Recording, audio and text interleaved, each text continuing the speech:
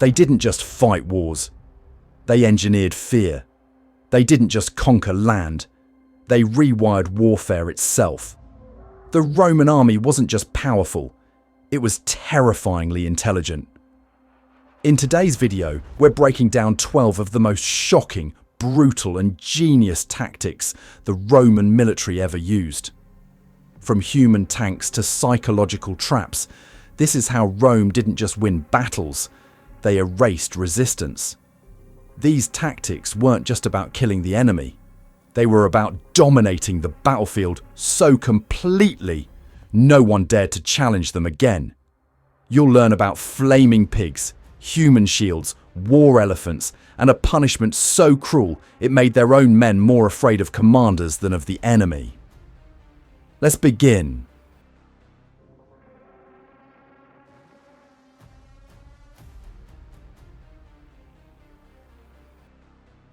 Imagine standing on a fortress wall. The enemy is coming, but it doesn't look human. It looks like a creature, a crawling, glinting metal skin monster that absorbs everything you throw at it. This wasn't a myth. It was the Testudo formation. Testudo means tortoise in Latin. But this tortoise didn't hide. It advanced. Roman legionaries locked their shields front, sides, and overhead, forming a solid shell. From above, it was a square of shields. From the front, it was a wall of death. Arrows, useless. Rocks, deflected. Fire, contained. Under this mobile bunker, dozens of men could move together, step by step, across open killing fields. They used it in sieges, approaching enemy walls under a hail of missiles. The enemy would waste ammo, grow desperate, and then the shell opened. Out poured the Romans like a swarm of blades. Some versions even carried platforms or siege weapons on top. A moving fortress. But the formation had flaws. It was slow and vulnerable to flanking cavalry or close-range attacks if disrupted. Once broken, the tight formation made it hard for soldiers to fight freely. Still, to most enemies, the Testudo wasn't a tactic. It was a nightmare they didn't wake up from. Tactic 2. Triplex acies. The grinding machine. Rome never relied on a single line of attack. They built systems. And Triplex acies was a system of destruction. 3 lines of infantry, 3 waves of force. First came the hastati, young and aggressive. Then the principes, experienced and disciplined. Behind them the triarii, veterans so dangerous if they entered battle, the Romans had a saying, "It has come to the triarii." It meant the situation was dire. But Rome was never out of cards. Before the main clash, the velites, light skirmishers, would harass the enemy, then vanish behind the lines. Then the hastati attacked. If they were repelled, they'd retreat back through built-in gaps, and the principes took over. Same if they failed. Out came the triarii. This system allowed rotation, adaptation, and constant pressure. Enemy forces, exhausted after breaking one line, now faced a fresh wall. It was like fighting a storm in waves. Just when you thought you were safe, another wave hit. Stronger, more organized. And this wasn't just theory. It worked on hills, in forests against cavalry, archers, phalanxes. The spacing gave mobility, the structure gave order, and the result was relentless. Most armies broke after the second line.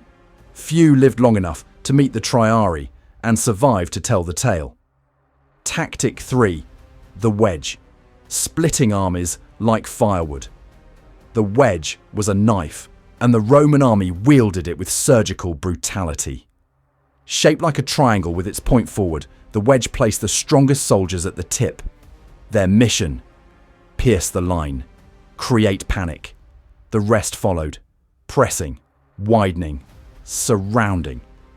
Where most armies stood in long straight lines, hoping to overpower with numbers, Rome cut through with force and precision. Picture a log and an axe. Now picture the log as an enemy army, and the wedge as the axe head. That's how Rome split enemies in half. At Pydna, they shattered the Macedonian phalanx with this move. At Watling Street, They cut through Boudicca's massive force despite being outnumbered nearly 10-1. Once inside the breach, the Romans fanned out, turning the enemy's formation against itself. Confusion exploded. Officers couldn't command. Soldiers turned to flee, and the wedge advanced like a spear through flesh. It didn't just win battles, it sent a message. No formation is safe. Tactic 4. The corvus. Land war at sea. When Rome faced Carthage in the First Punic War, they had a problem. They sucked at naval warfare. Carthage had sleek ships, elite sailors, and centuries of maritime dominance. Rome, landlocked legions and zero sea experience. So, they cheated. They turned sea battles into land battles, with the corvus. This was a boarding ramp, 36 feet long, with a giant iron spike at the end. When the Roman ship got close, the spike dropped, slamming into the enemy deck and locking the ships together. Now, instead of a naval duel, it was a gladiator pit.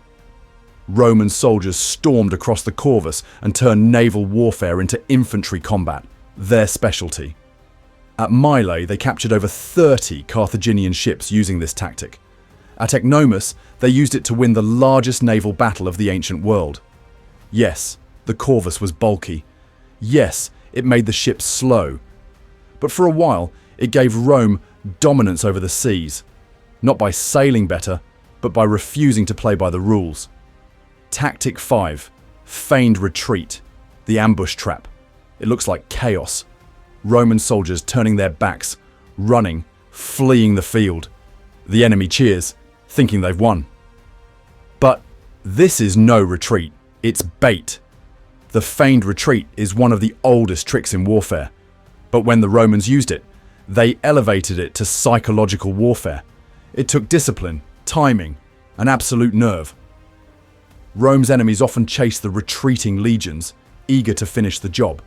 But what they didn't realize was that they were being pulled out of formation, lured away from their reinforcements, into narrow terrain, toward hidden Roman cavalry. Or worse, a dead-end ambush. A perfect example, the battle near Agrigentum in 262 BC. Carthaginian cavalry pretended to flee, Roman forces pursued, only to run straight into a trap. The result? Massive Roman casualties. But Rome learned. Later they flipped the script.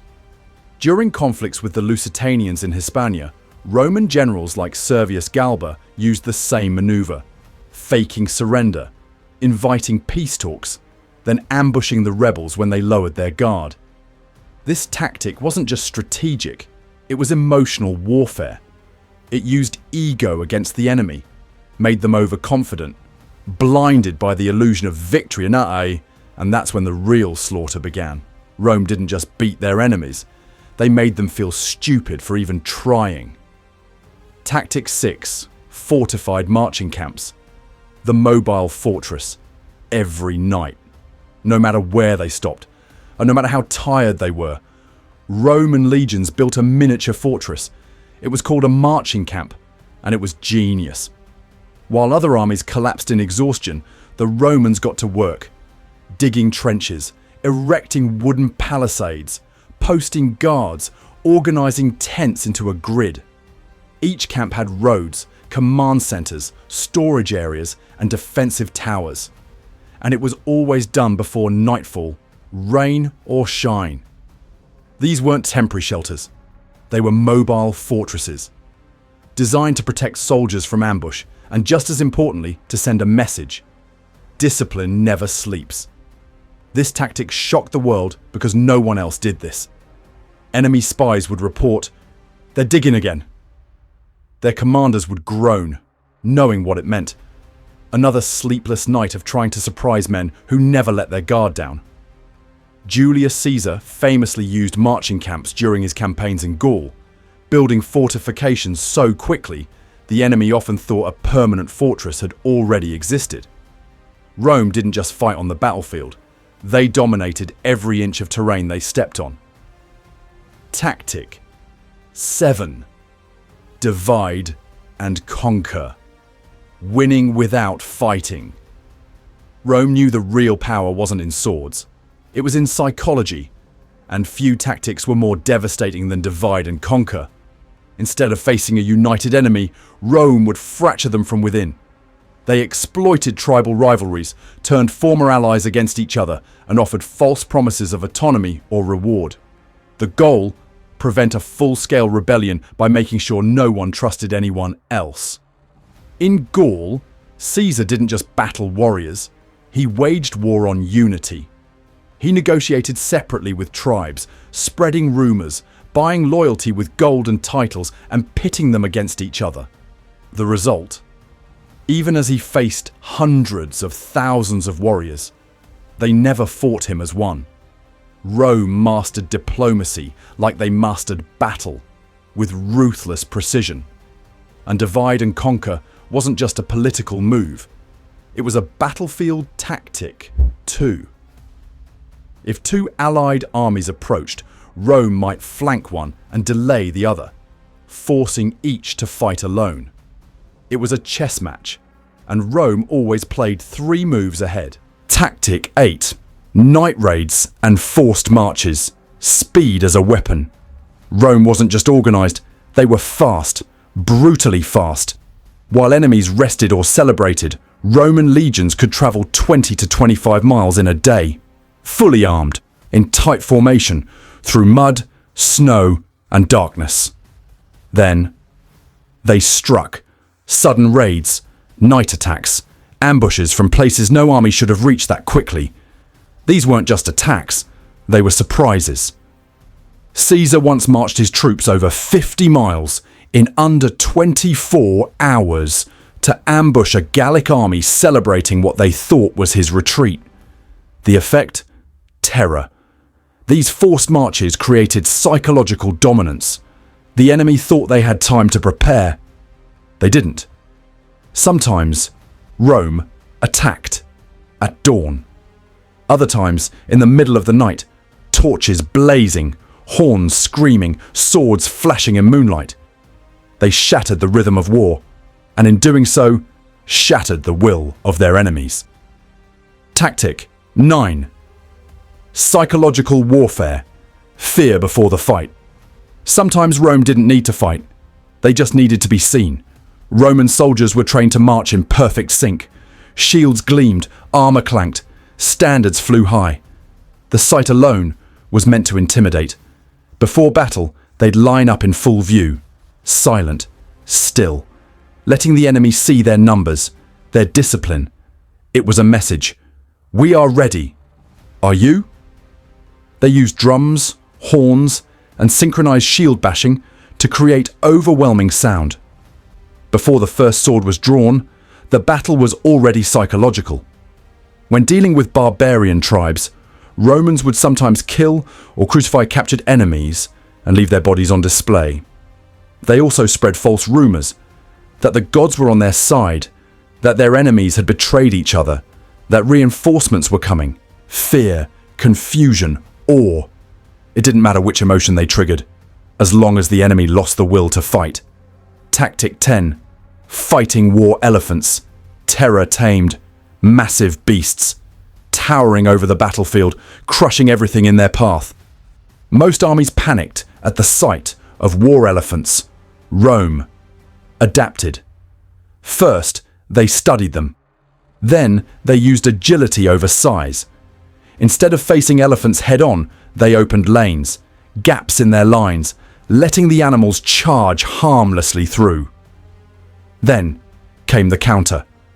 Archers aimed for the eyes, spears to the legs, and once the elephants were injured or blinded, they panicked.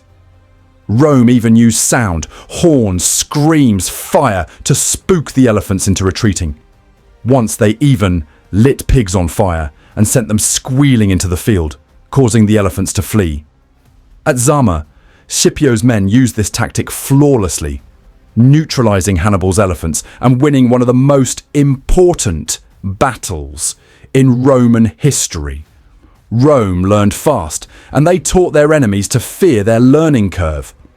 Tactic 11. Decimation, fear as control, discipline, obedience, fear.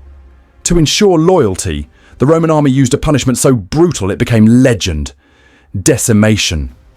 If a unit showed cowardice or mutinied, they were divided into groups of 10.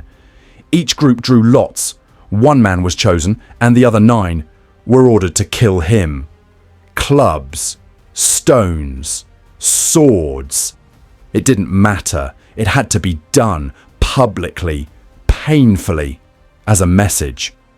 The survivors were demoted, given barley instead of wheat, and forced to sleep outside camp walls, stripped of honour. It was rare, but unforgettable. Used by generals like Crassus and Mark Antony, decimation reminded every soldier, your biggest threat isn't the enemy, it's failure. Rome didn't just win wars, they engineered loyalty through fear. Tactic 12. Walls within walls. The siege of Alesia. And finally, we reach the most audacious tactic in Roman history. 52 BC Gaul, Julius Caesar faces a fortified city filled with tens of thousands of rebels. Most generals would storm the gates. Caesar built a wall, then another.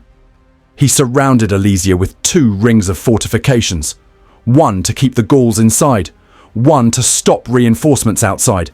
10 miles of trenches, towers, traps, spike pits, moats, earth walls. It was an engineering marvel and a psychological masterstroke. When Gallic reinforcements arrived, they couldn't get in. When the trapped Gauls tried to break out, they couldn't escape. They were caught in a deadly sandwich, slowly starved, hopelessly encircled and crushed. Alesia didn't fall in a day. It was methodical, ruthless, brilliant. Caesar proved that Rome didn't need to charge into glory. They could build their victory, one shovel at a time. So which tactic shocked you the most? The fire pigs, the double wall, the punishment of decimation? The Roman army didn't just shape the ancient world, they reshaped the very idea of warfare. Let us know in the comments. And remember, in Rome's world, war wasn't just blood, it was a science. See you in the next one.